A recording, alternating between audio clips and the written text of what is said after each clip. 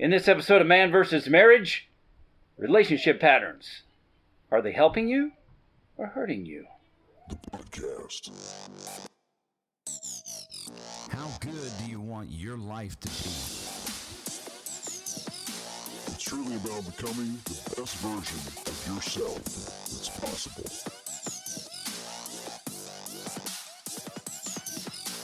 This is Man vs. Marriage. The podcast. Welcome back to another episode of Man vs. Marriage. It is I, your humble servant, the cute dog in the Moran family studio with my lovely wife, Jeannie. Hello. And we are here today to talk to you about patterns in your relationship. In some that are healthy and some that are harmful. See how I did a couple of H words there? It really makes it seem more official. Oh, is that it? When you couple them up with H words. Uh-huh. Helpful or harmful. Now, before we get started, I want to make sure that you know that there are new email addresses for us, so make sure that you utilize them.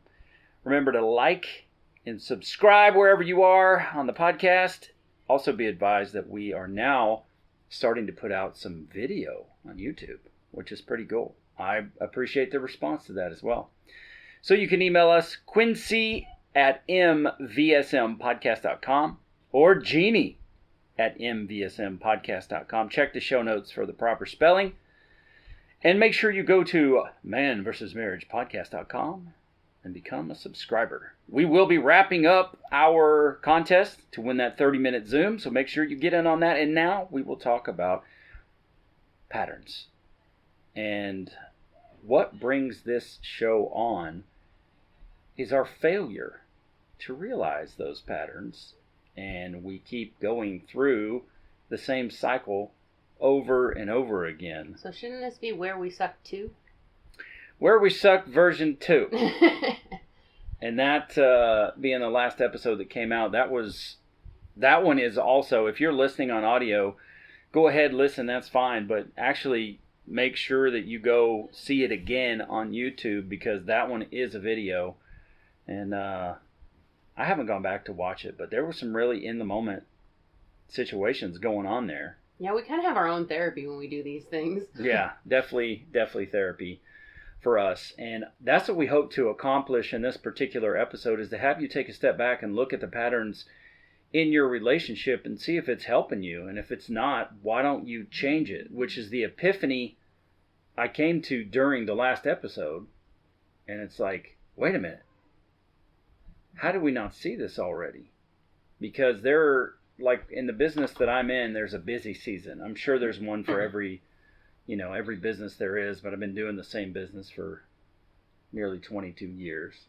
So, come May of every year, you start ramping up, and the busy season just can overwhelm you, especially, really in any of our positions. You just get to that point where you are, pedal to the metal, the hammer's all the way down, and you're working. And there've been times during our relationship, like when the pandemic hit, and I was in that mode with Kevin Hart after listening to his book and saying, hey, no matter what it is, work harder, work harder, work harder. Yeah, you took that one to heart big time. I did. But shortly thereafter, when the pandemic hit, I didn't make a change. I did not make an adjustment. So an adjustment was definitely necessary because things closed down. We didn't get our time away. And there was an interruption in what we had built for a successful year for our relationship because we were investing in us. Mm-hmm. And it was like, well, if this is what happens, just work harder. And then it just put an absolute strain on our relationship because every single day and the weekends was all about working harder to accomplish these goals we had set for ourselves. But I wasn't smart enough to look back, take a step back and say, oh, wait a minute, we need to make an adjustment. Because it's like a sports theme, you got to take what the defense gives you. You go in with a script for your first X amount of plays, but that doesn't mean the defense is going to comply. So you have adjustments that need to be made after each series, depending on how that series ends and what what, adjustments the defense makes. And we didn't make any. And it hurt us. And in each year, come the busy season, you can go back in the podcast and look for episodes May through October, and I believe you'll see a pattern there, which is busy, busy, busy, busy, busy. lots and lots of busy, and then us having disconnect, and us having some things in our relationship just becoming habitual, and it doesn't help anything. And then it goes from our connection with sex, and that becomes routine, and then you're just kind of going through the motions for several months out of the year. Now, fortunately, we come back and we make it right. We find a way to work through that. But why not do the work on the front side?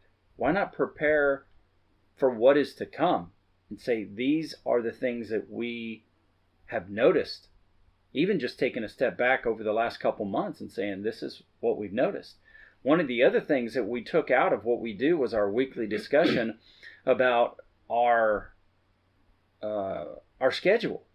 We didn't have one. Yeah, the for pandemic. a long time, we just didn't have one. Everybody was home. Everybody was here. There was no one to take anywhere because where are we going to go? Groceries were being delivered because I couldn't take kids into the store.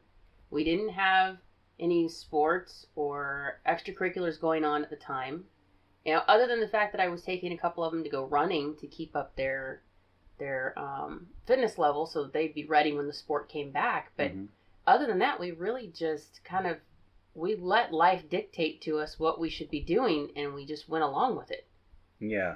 And that's kind of the way we have always been. When adversity hits, we generally just put our nose down and forge forward. But it's to get through it. We try to survive through it, and once we get through it, then we'll make adjustments. Yeah, and that's our pattern. And the weird thing is that when things are going chaotic family-wise, I'll have a stop everything moment. So why am I not utilizing that tool for our relationship? And I'm going to make a note of that. Stop everything moments. So in this, what we're going to do is just ask you, fellas, and the ladies out there listening, we're going to ask you to go on the same path that we have. Because what we do is we take this and we put our journey out there.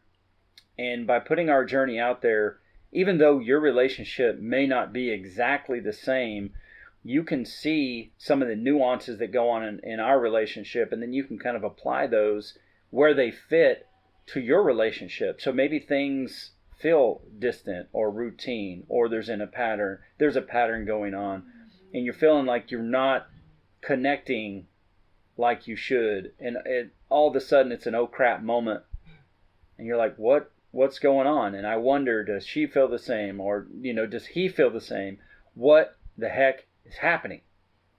So for what it's worth, take this journey episode, listen to the things that we've been through, and then apply them where they fit in your relationship. And maybe it may not be a perfect fit, but it is something that will give you some awareness.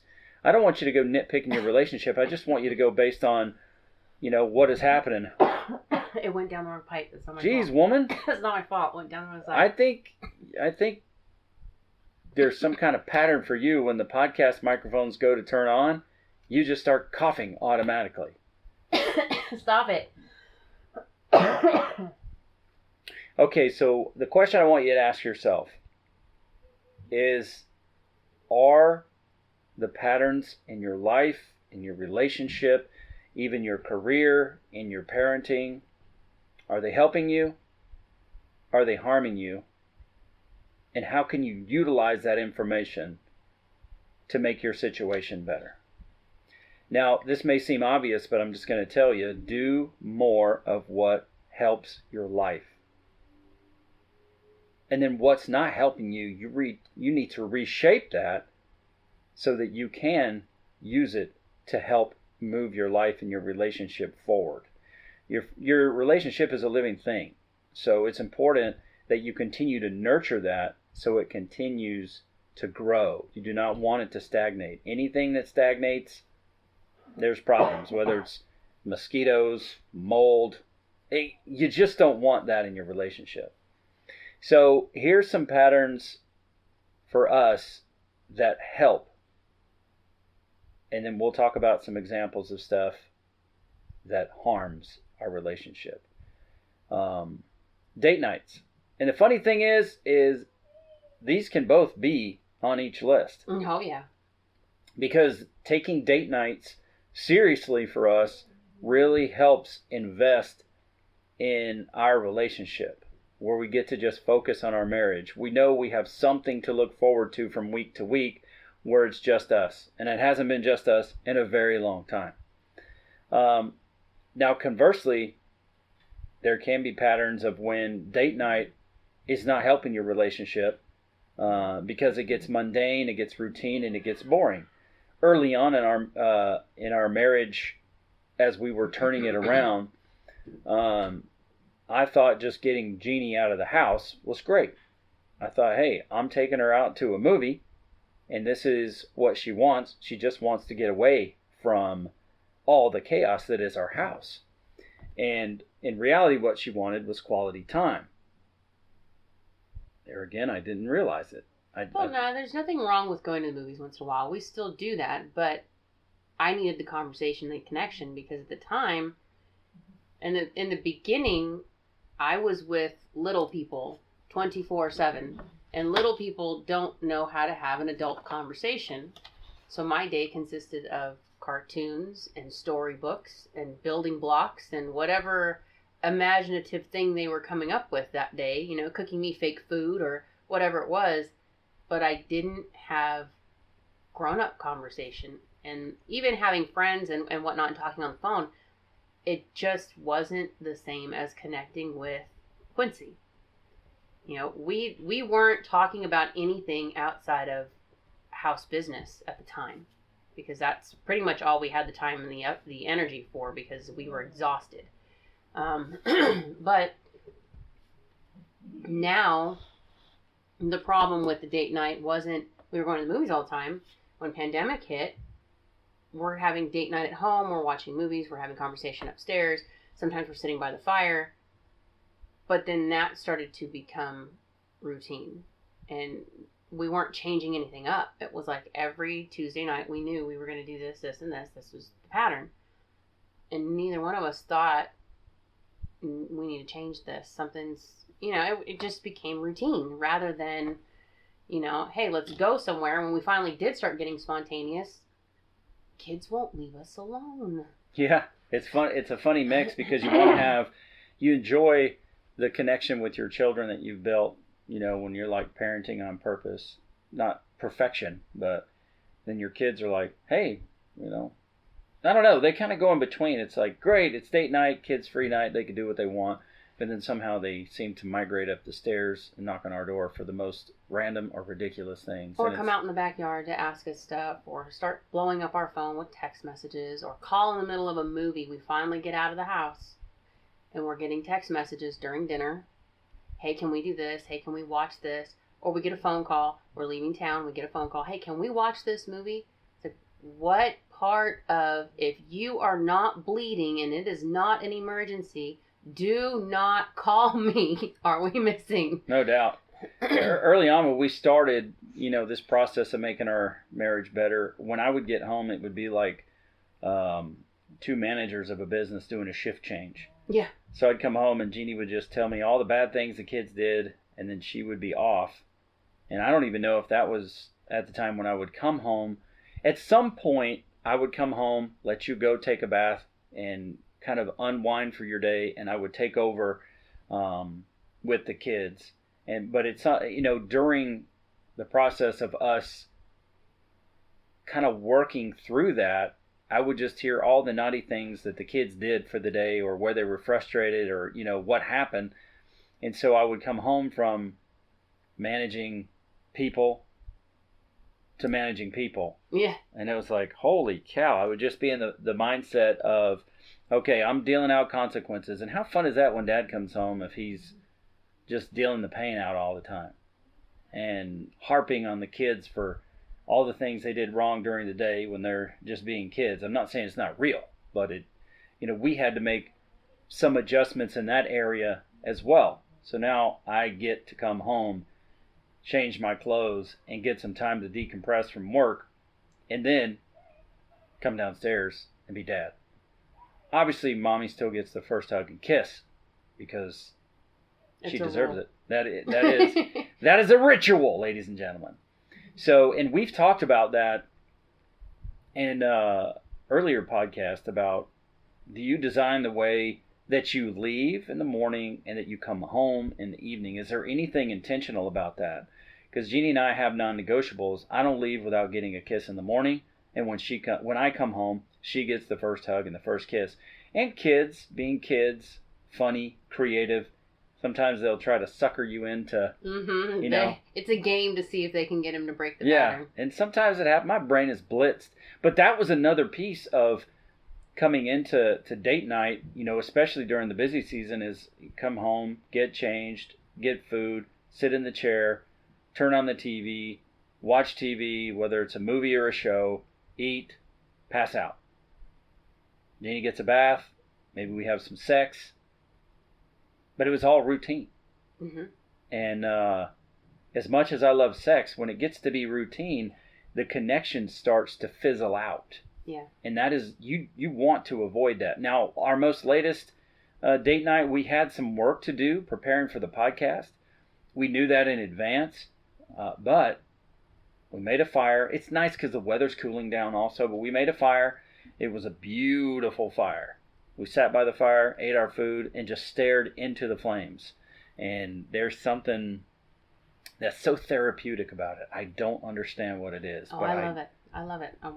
When the weather gets like this, I will start a fire about 5 o'clock outside. I'll turn the grill on, and I will go sit by the fire by myself and cook dinner on the grill and set the timer on my phone. And when the kids start coming outside to ask questions, like, nope, nope, fire's on. You got to leave me alone. This is my downtime, because it just kind of pulls you away from everything. But one of the things you did not touch on yet, and I think you should, is when we go through these patterns, there's a certain mindset that we both kind of have. And I don't know why we haven't caught this yet. This is one of those things that when I finally do catch it, I am constantly pissed at myself. Aha moment coming? Well, I have this tendency. I'm not going to speak for you. You can speak for yourself. But when busy season comes, and you're tired, I know you're stressed. With the pandemic, things were way different because everybody's rules changed. So you're not just adjusting to busy season, you're adjusting to busy season with new rules which were constantly changing. Yeah. And then you're dealing with the mentality of people constantly changing because the rules are changing. So if you're dealing with someone like me in a business, anybody, not just Quincy, but anybody dealing with someone like me, and you give me the rules on Monday, and come Thursday, company said, you know what, there's been a change, we're going to do the policy this way. That for me is a speed bump, because you've given me 3 days to currently adjust. I'm finally getting the swing of what you want me to do, and oh wait, stop, we're doing this different, we're changing it all the way again. I would lose my ever-loving mind, and you would hate me within a week or two, because I could not adjust that quickly. And not everybody is wired to change that quickly.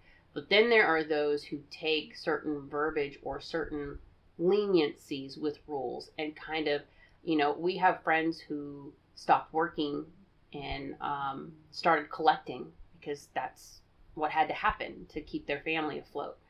But now they don't want to go back to work. They just rather keep collecting than go back to a job. And it's hard to get out of that mindset for some people because it was handed to them that way. Guys, how would you like the opportunity to have a Zoom meeting with me, the Q Dog, and my wife, Jeannie? That's right, a 30-minute Zoom meeting you can have if you go over to Manvsmarriagepodcast.com, become a subscriber. That will enter your name in for a chance to win this exciting contest. Now listen, if you got a homeboy who listens, or maybe he doesn't listen, send him over to manvsmarriagepodcast.com, have him become a subscriber, and that will enter him to win. Then he sends me an email at coach@manvsmarriagepodcast.com, and guess what?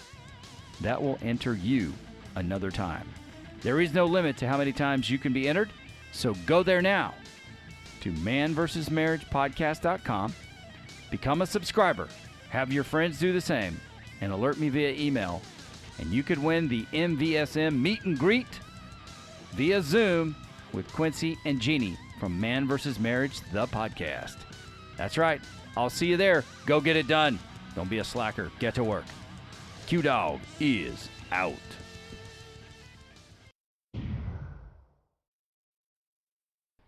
So when we were going through all of this, my personal thought was, you know what? He's dealing with work. He's dealing with stress. He's got a lot going on. Yeah, things are kind of mundane and they're getting in routine, but he's so tired. I don't want to fuss with it. I'm just going to put what I need on the back burner. We'll figure it out. It's fine. We'll figure it out. That for me is one of the patterns that Rita would probably club me over the head for right now. Mm-hmm.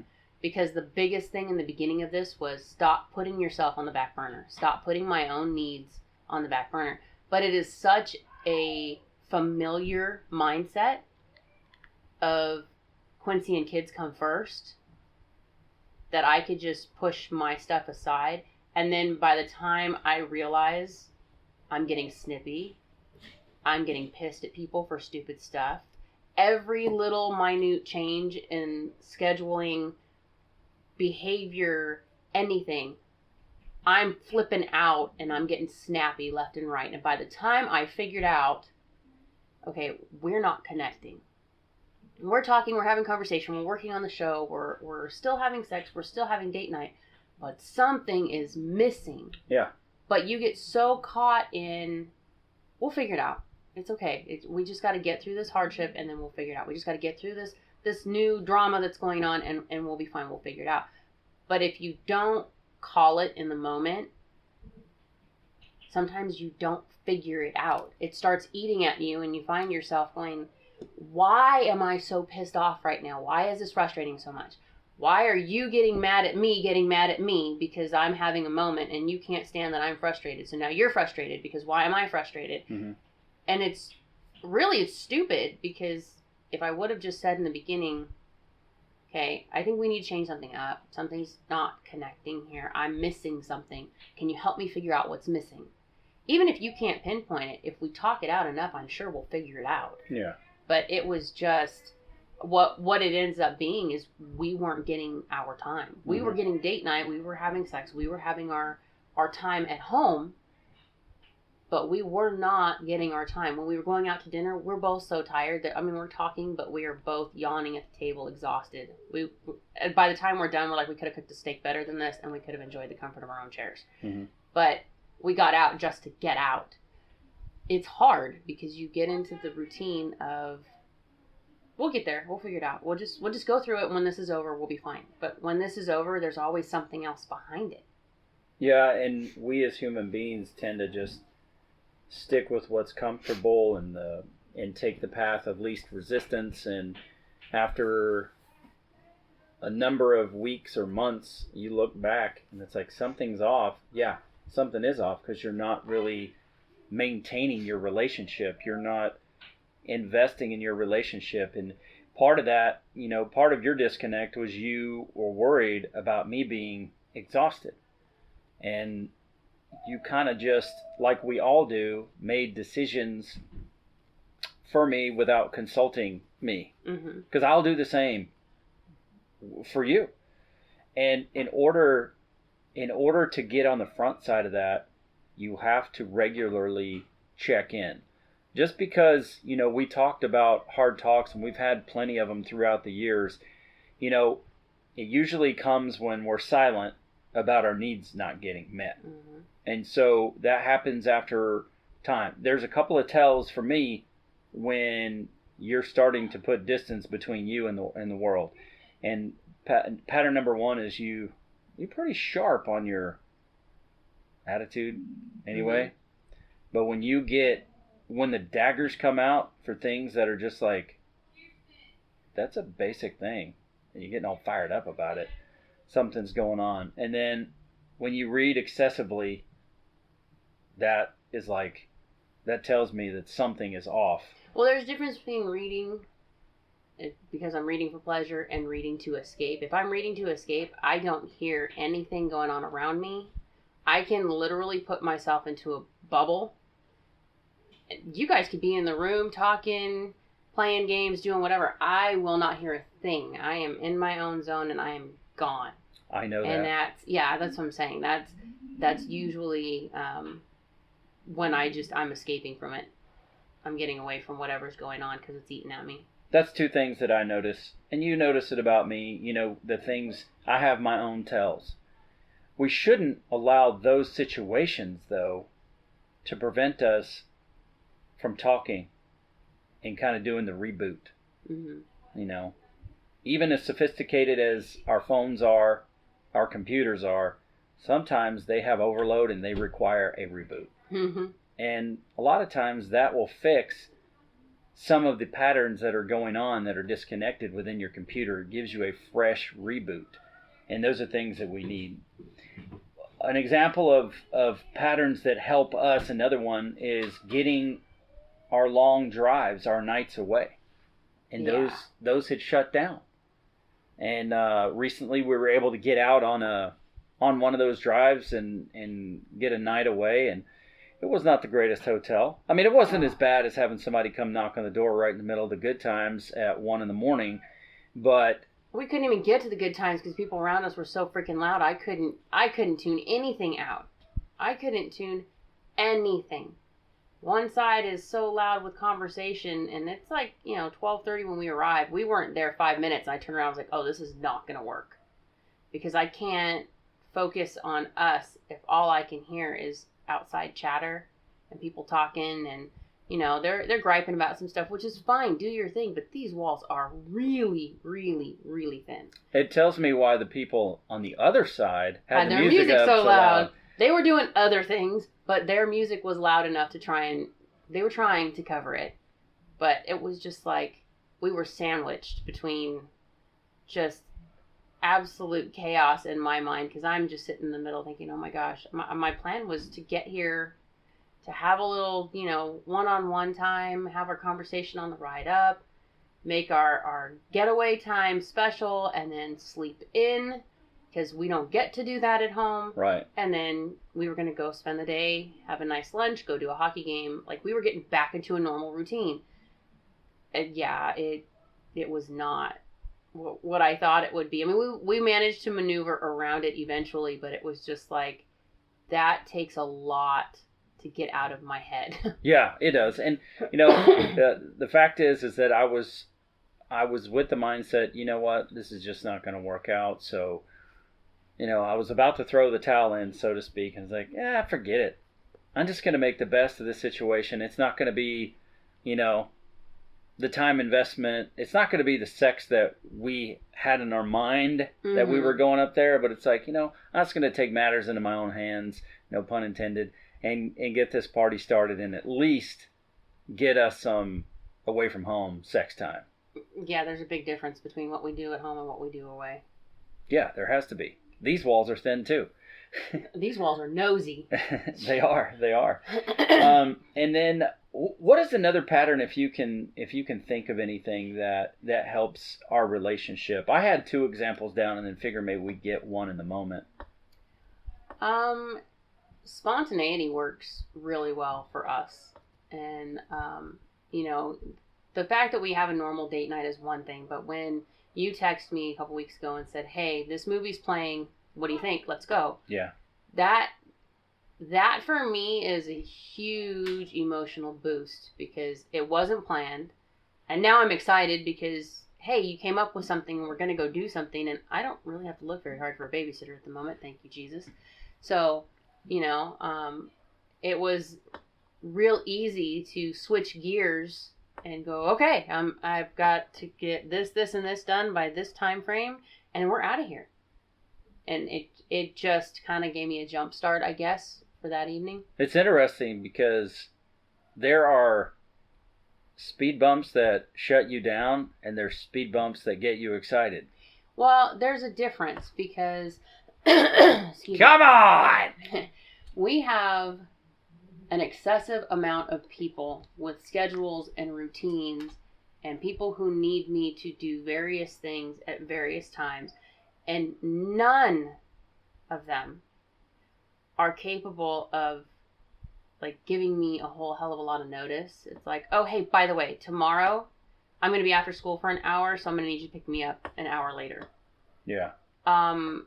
No, I have an appointment at that time for myself to go to the chiropractor or what have you. And it's like, there's no thought given to asking, hey, can you do this? Or my teacher wants me to do this, and texting me. I mean, they have their phones. They text me during the day. It's not that difficult. You text me about miscellaneous crap all day long. And it's like, why didn't you think to text me in front of your teacher and say, hey, the teacher wants me to stay after tomorrow. Do you think this will work? Do you have anything going on? Because there are 9 other people that I am responsible for at any given moment. Those kind of things throw me off and make me angry because now I have to readjust, not just myself, but I may have to readjust someone else to accommodate because I didn't have enough notice, you know? Yeah. Those things kind of trip me out.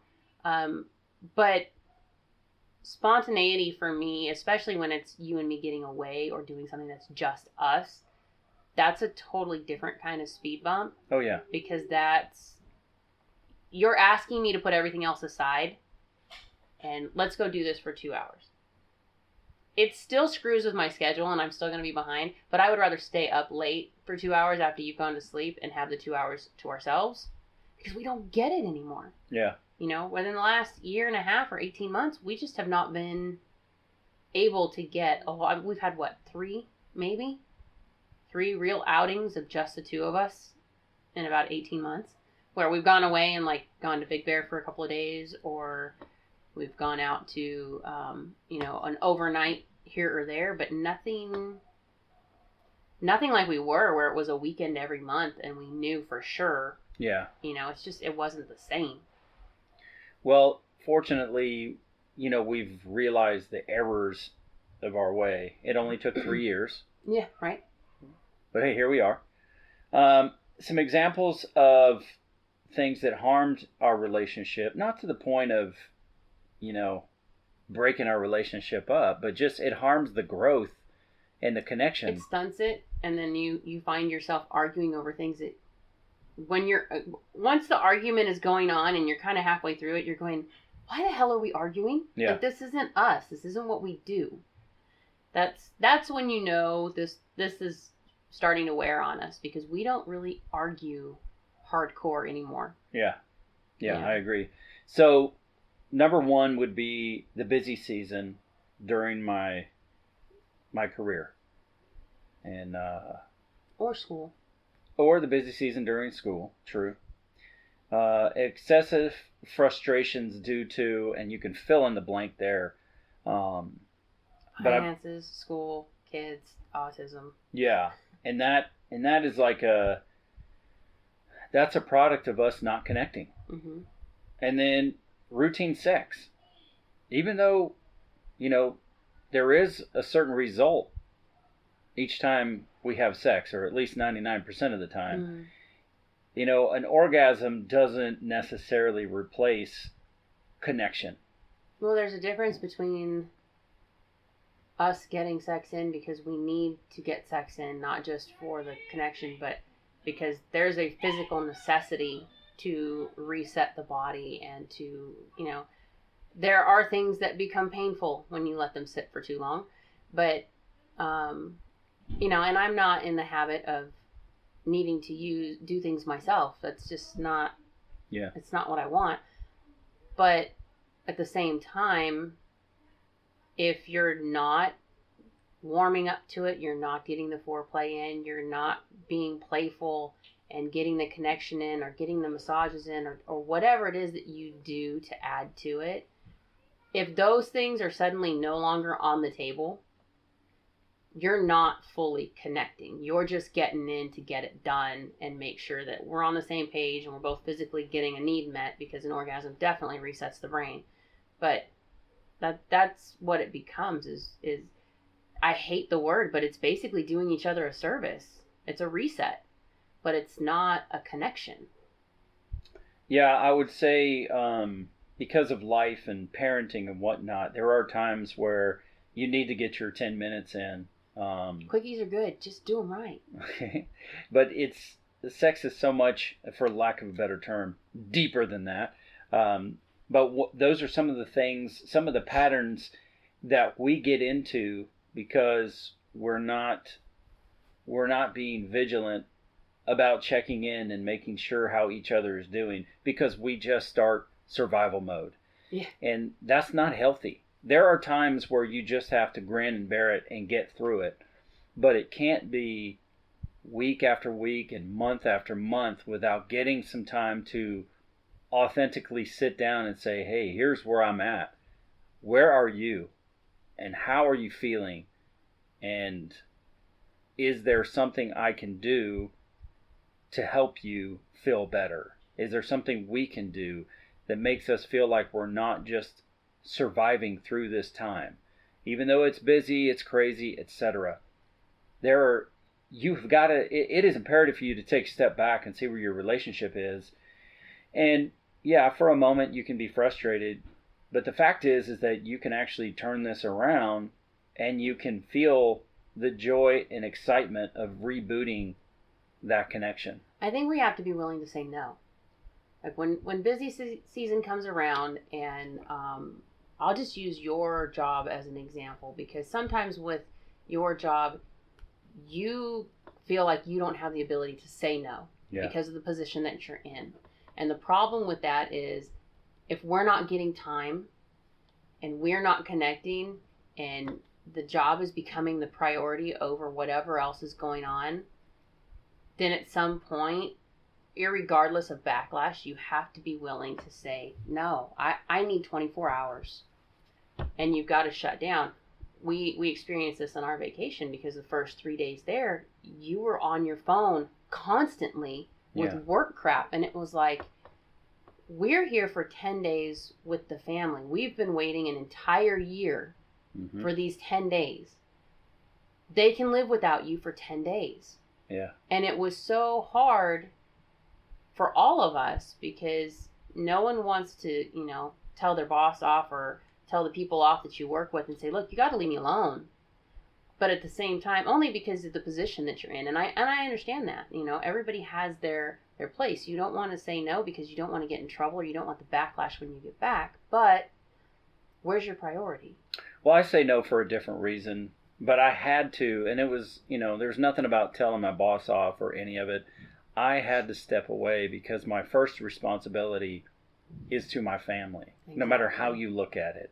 My first obligation, my first responsibility, my first dedication belongs to my family.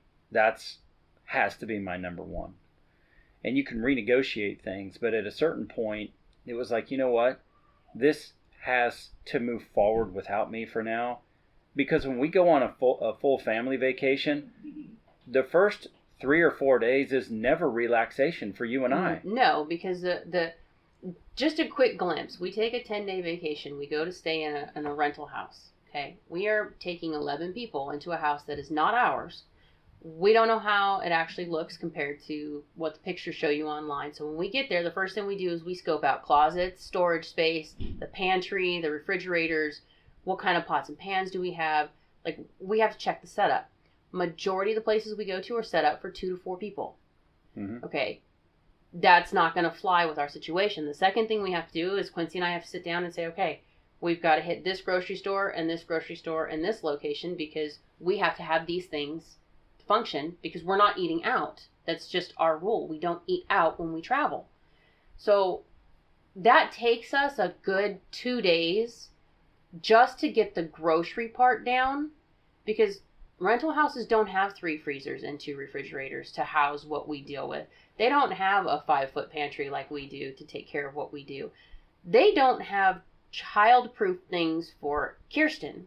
Yeah. who is a tornado in and of herself. That's like letting the Tasmanian devil loose in somebody's house.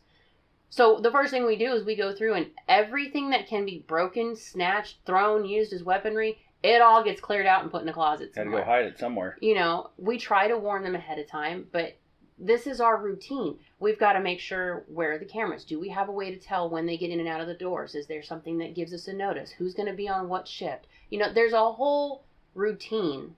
But even when you and I go away for a weekend and we're taking, you know, Friday night, Saturday, Sunday, Friday night is always, we just get there and we do nothing. It's like, get in, check out the room, get in your comfy clothes, turn on the Netflix, and just decompress for the first night. Mm-hmm. There's no expectation of, oh, we're going to go and we're going to... If it happens, great, it happens, but that's not usually the mindset. The first night is get rid of work, get rid of the kids, get into a comfortable mindset, and just 9 times out of 10 we both fall asleep on the couch when we first get there for a couple of hours, but we need that downtime and that ability to just kind of adjust to the fact that, okay, I have no responsibilities now.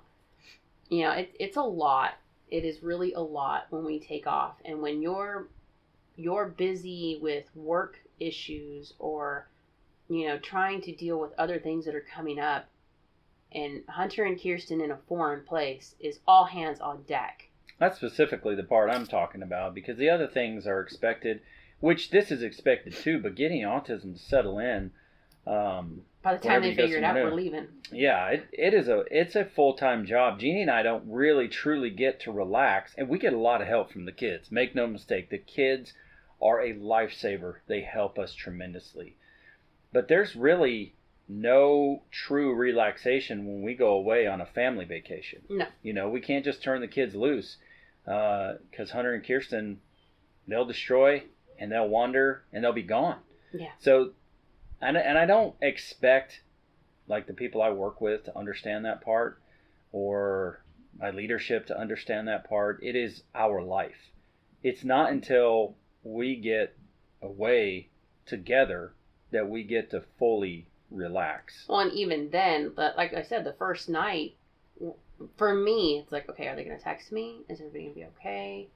You know, it's like getting into the mindset of, I don't have to hear mom over and over and over again, or even knocking on the door.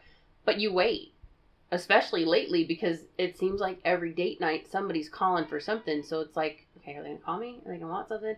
And lo and behold, he did too. We weren't on the road 40 minutes and the phone rang. Can we do this? Like, I'm going to choke you. I'm just going to choke you. And maybe that's a note to another pattern for us that we say, here's the reasons you call us. Otherwise, it will be deferred to Gracie and she will make the decision. Yeah. So do not call us. We love you, but leave us alone. Right. That might have to be another house Note to rule. self. Yeah, Note to self. We have to do that. So that, these are things that we've noticed. It was an epiphany a couple episodes ago as we were talking, like we say, this is therapy for us. The podcast is therapy for us. And we give you a peek behind the curtain, so to speak, to see what it is that we go through. I think pretty soon I'm going to have some of the kids on so they can give their side of some of this and, talk about me as a parent and what they think about our marriage and etc. I think that's something that I'm going to do. Our kids are so freaking cool. So with that, that's going to be the journey episode of relationship patterns. How can they help or harm your relationship? And then we're going to give you a game plan. The next episode will be a game plan, and it'll be quick. Maybe it'll be quick, just pointers on how to pinpoint what it is, and then how to make a plan to move forward. That is a big deal. Wherever you are, I know this episode is a snapshot of a moment in time, but I just want to give a major shout out to the Alabama Crimson Tide that kept the streak alive at 15, beating the Tennessee Volunteers. Take that, put it in your cigar, and smoke it. Smoke them if you got them, boys and girls. Roll Tide. Honey, anything else? No, I'm good. You are good. All right. She is Jeannie Moran. I am Quincy Moran, and this is Man vs. Marriage. The podcast. How good do you want your life to be? You gotta live on purpose for a purpose. It's truly about becoming the best version of yourself that's possible. This is Man vs. Marriage, the podcast.